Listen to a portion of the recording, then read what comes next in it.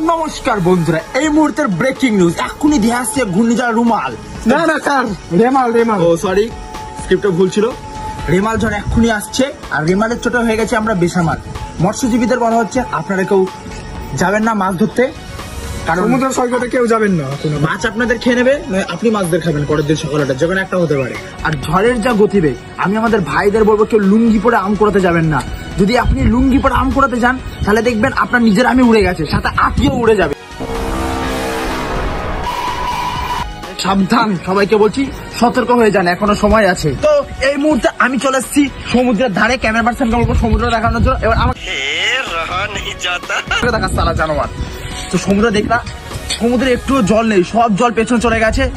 কারণ হচ্ছে এখানে যা পরিমাণ হাওয়া দিচ্ছে আমাকে উড়িয়ে নিচ্ছে, কিন্তু আমি তাও চেষ্টা করে আপনাদের খবর দেওয়ার চেষ্টা করছি।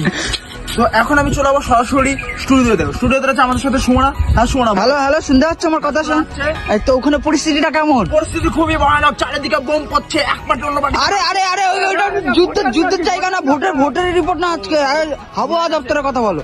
এই মুহূর্তে আমরা রয়েছি দুর্যোগ চারিদিকে সমুদ্র এই হাওয়া দিচ্ছে। এই মুহূর্তে একটা নৌকা চলে গেল, জাহাজ। তো দেখতে পাচ্ছেন। তো সবাইকে বলবো ঘরে থাকুন, সতর্ক থাকুন, আর বস্তির পোলাপান চ্যানেলটা অবশ্যই দেখতে থাকুন, তাহলেই আপনারা ভালো থাকবেন। কারেন্ট চলে যাওয়ার আগে ভিডিওটা যেন সবার দেখা হয়ে যায়, কারণ 3 দিন কারেন্ট থাকবে না।